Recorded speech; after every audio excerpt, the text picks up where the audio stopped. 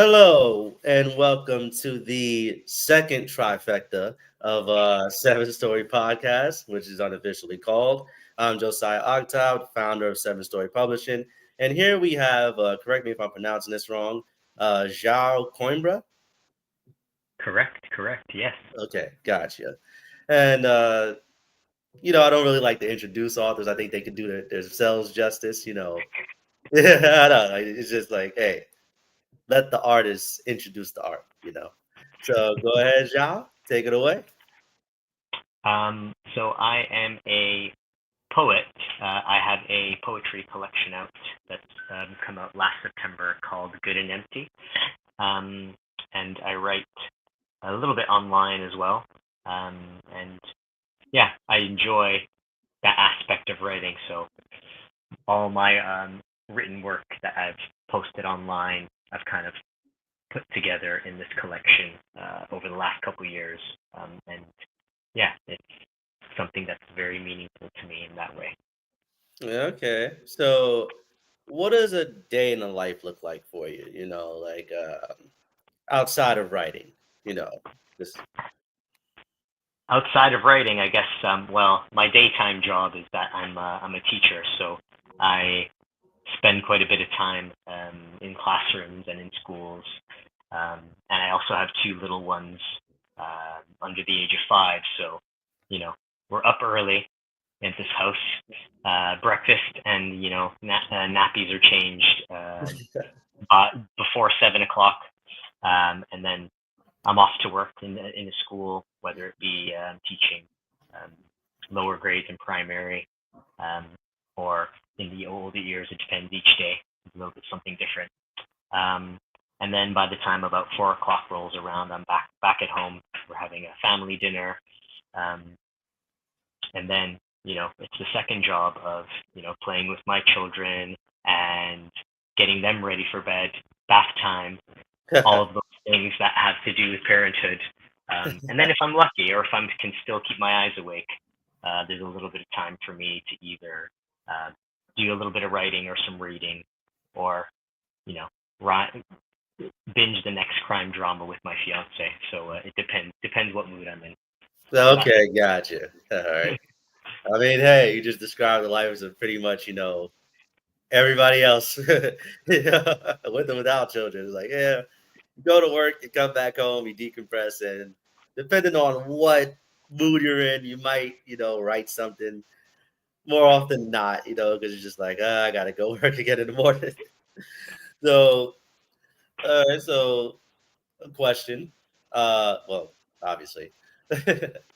So, how do you think being a teacher has influenced your writing, if it has at all?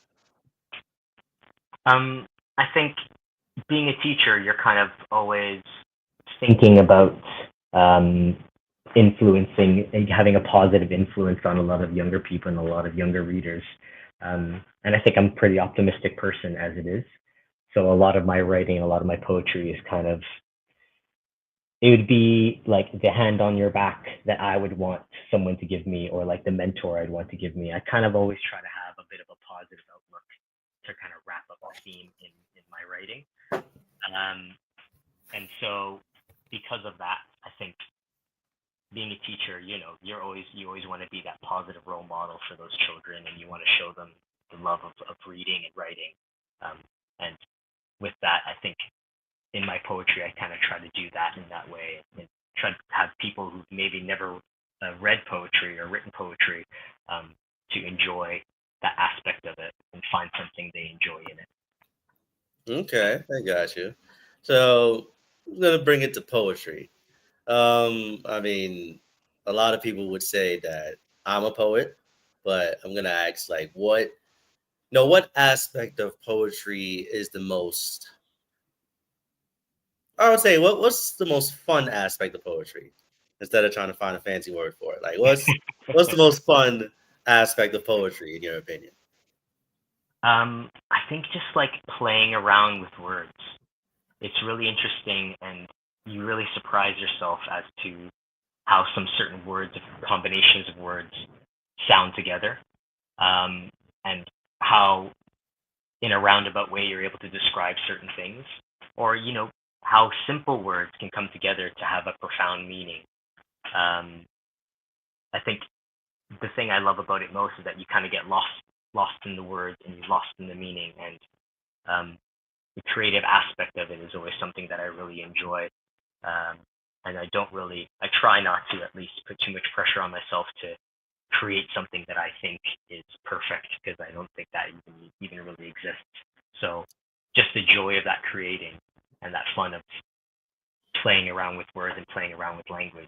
And there's often times where I surprise myself and I'm like, oh, I never thought of it that way. No, okay.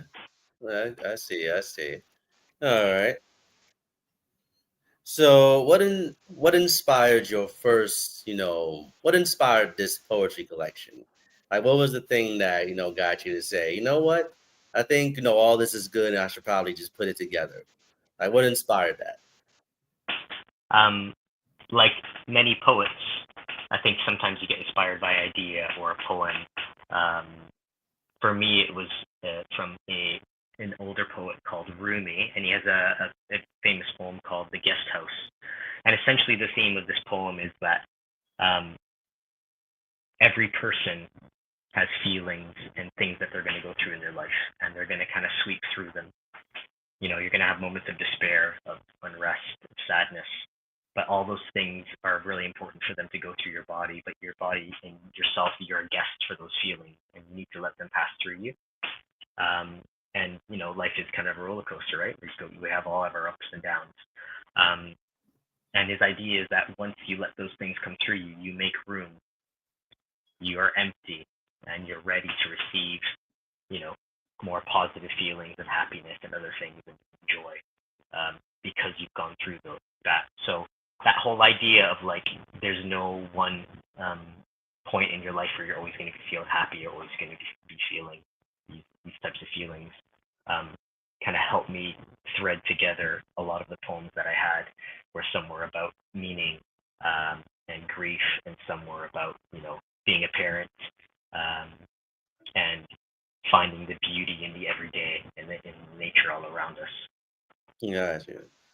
Now, when I talk about the title of your work, it's Good and Empty. Now, someone like me that's like steeped in philosophy and psychology and stuff like that, that title Good and Empty has a sort of, Buddhist connotation to it, or just a philosophical connotation in general. So what was the intention behind the title, would you say? Like when you were sitting there just thinking about it, like, what's the title of this collection? Yeah, it's funny enough that so I had made the collection, and then that last, I felt like something was missing. I felt like it wasn't there was there wasn't this kind of full circle idea. And I had written that poem "Good and Empty" after I had put the collection together, but then I thought, okay, I'm gonna put it at the end, because I feel like actually it makes sense in the sense that I think we always have the idea of empty being something that's bad.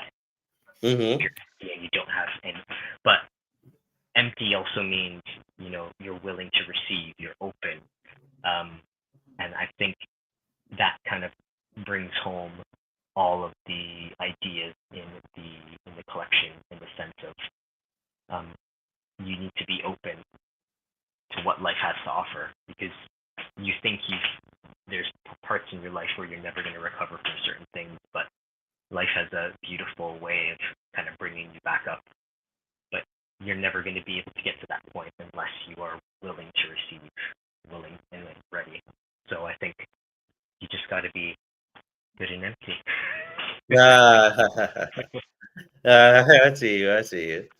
Okay, so one thing about some poets is that they don't only write, but they engage in spoken word. Some might attend open mics and things of that nature. And my question to you is, have you ever done anything resembling a spoken word or an open mic, or perhaps like reading one of your poems in front of a class or things like that? Yeah, I think I've tried to do that more and more. I think getting out of my comfort zone um, kind of helps me to put myself in another perspective, and I think um, I've been trying to more and more. In fact, earlier this evening. I just came back from an open mic. Oh, okay. So it happened to be that it landed on the same day where I had an open mic, and then we were going to have this interview. And I think doing that and reading your poems in front of other people, it's like another thing. Then that next layer of vulnerability. You're kind of one. The first step is kind of sharing it with the world, and the next is like, okay, I'm going to now share it with the world, but in front of you now, and see what your reaction is. So it's always a exciting and anxious, but I think noble pursuit, and something that I really enjoy doing. Because, like I said, it gets me out of my comfort zone and helps me to become a better poet. Okay. All right. So at this portion of the interview, we're gonna do a little something that's gonna take you out of your comfort zone a little bit. So it's gonna play a little game, right? Okay. So what we're gonna do is we're going to make a poem together. Off the top of the brain, like there's no particular subject. I'm going Okay. to say a line, and then you say another line, whatever comes to mind. It doesn't have to relate to the subject. It's just like a free verse or a blank verse, whichever you want to call it. Mm-hmm. And we're just gonna, see where it goes. All Okay. right. Sounds Are you ready? ready. All right. Soup to the pot is what a plant is to a vase. And the sun to our skin is what we need in place. In place, the sun to our face, the shadows to the ground. They let us know who is around. We travel down roads and paths unknown. And the path will show itself each step we take, slowly as it goes. A story untold and fates unseen Are waiting for yours to be discovered. Your book is waiting to be written.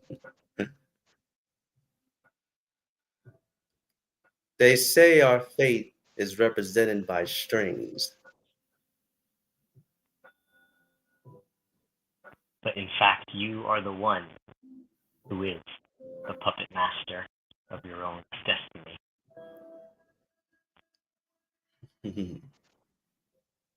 Okay. I got a little That more, was baby. good.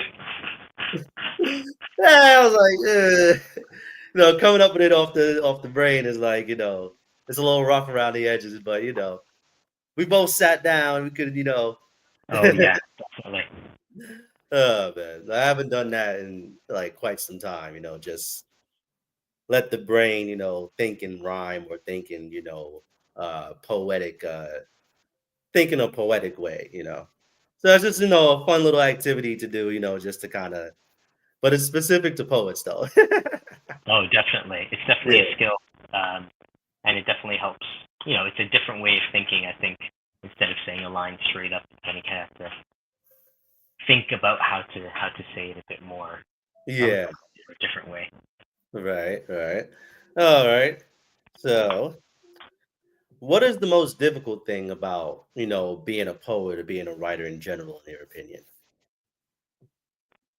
I think it's being a writer. I really enjoy being a writer, and it depends what you want to gain, or what your goal is to be out of it. Um, you know, being a self-published writer, the struggle is, you have to market yourself. So that's always the tricky part. That's not really having to do with the writing, but still kind of goes hand in hand with, you promoting yourself. I think for me specifically, it's a lot of the time people just, as writers, you kind of are always doubting yourself. You kind of have to to win that battle with that voice in your head. And if you win that battle, and you can just sit down and write a few minutes, then I think you've won that battle. And you're always going to have that voice say, "Is that really good enough? Is that line really like that?" But I've been trying to beat that perfectionism in my mind and publish poems online or publish poems without a full edit to them, kind of a bit more raw, because sometimes you can ruminate and ruminate and ruminate, and is it good enough, and is it good enough, and then it just stays in your notebook and that's it. Right. So I think one of the biggest things is winning that battle in your head against that little voice that says, "Am I good enough?" Okay.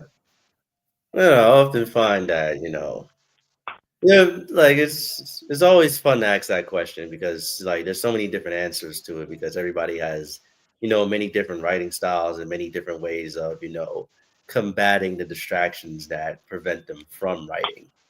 You know, I would say personally, the most difficult thing is just writing consistently. It's not the actual writing itself.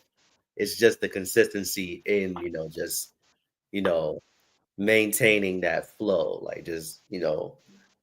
writing the story into completion, like that's the thing that kind of just stops you even like, publishing a lot of books and stuff like that. Yeah. Of course, I think, and especially, I have children. It's a bit tricky, to even find time to do that. But I've just been a bit more kind with myself and just said, if I only get 10 minutes today, I only get 10 minutes today. And if I don't get any time tomorrow, the next day, then that's okay too. I used to be really Right. hard on myself to be like, I need to be writing every single day. And if I'm not, Mm. I'm not being a good writer. I'm not being a good poet. But, life doesn't always work like that, does it? Nah, it It's more doesn't. important to be a bit more kind to yourself, and that version of yourself will show up when you need to finish that book. You're gonna push yourself to do it. Right, right. I totally agree, people don't give themselves a lot of grace these days, There's a prevailing perception that you have to be hard on yourself and you have to be tough all the time. And you have to push through and overcome and things like that. I mean, it's a very alluring, perception because, there's glory in having to overcome and there's a sense of accomplishment in overcoming adversity, but you know, sometimes the greatest accomplishments don't have to be incredibly difficult. They can be effortless. Yeah, and that all comes with that 1%. I've always believed believed that definitely every 1% counts. Yeah. If you rack up 1% in 365 days, that's 365% that you've Yeah. given. And yeah, I think it's definitely something that you think can stop some people from doing it, thinking, well, if I'm not going to give it 100%, if I can't give an hour to write, I'm not going to write today. Right. Whereas you don't know where 5 minutes is going to take you. You don't know Right. where 2 minutes is going to take you. And it's just about, knowing how to negotiate that with yourself. And Right. holding yourself to a certain standard, right?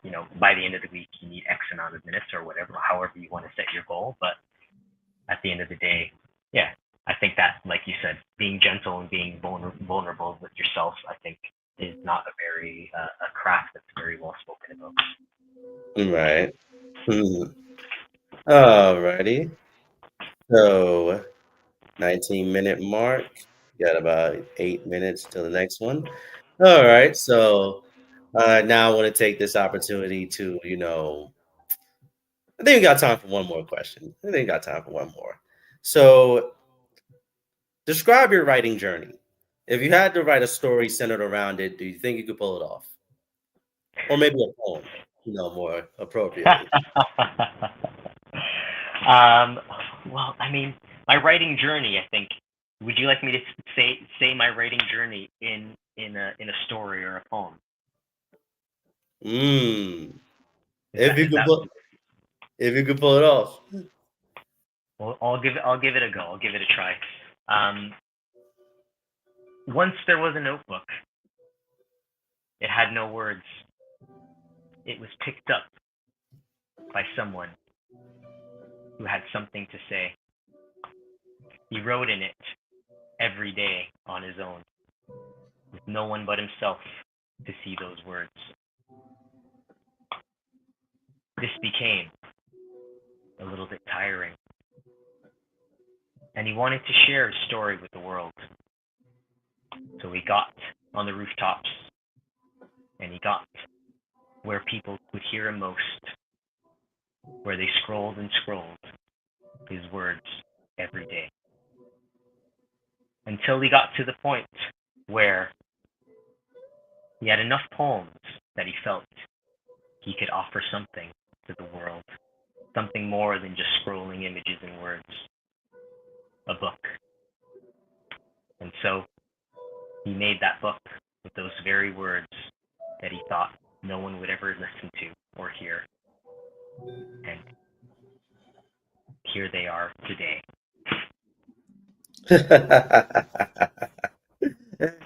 Yeah. Hey, he pulled it off. He answered the question. All right, okay. He sat down and wrote, decided to share and shared. you know. Okay. So now I want to take this opportunity to, for you to promote your work and tell people where they can find you and, just, put yourself out there like you've been doing. If you have a Well, physical copy, you can show people the book and stuff like that. oh yes, yes. Hold on, I have it here with me. Yeah, like you go crazy. There we go. It is called Good and Empty. There's the back. There's the back. There's me, so we know. And it is available for purchase on Amazon as well as my website, www.joaocoimbra.com. And you can also find me on Instagram, and my handle is @JaoWrites. And I'm also on Substack as well, where I delve into a little bit more of a background in the book and some of the themes in the book, as well as articles about the creative journey and lots of other new poems that I've been putting on there. So my Substack is substack.joaocoimbra.com. So you can find me there as well. I think that's everything. All righty. Well, Zhao, I appreciate you for, coming through and interviewing with me. I appreciate you, being a good sport and participating in a little poetry game that we played. And, if there's anything you need from me or, don't hesitate to reach out. We'll be happy to assist you on your, journey and help you gain visibility and exposure for your work. So don't hesitate to reach out. And as for you guys, the would-be crowd, see you in the next one in about 5 minutes. And Zhao, I'll see you on the flip side. We'll see you later. Thanks, Josiah. Take care. All right. Hold on.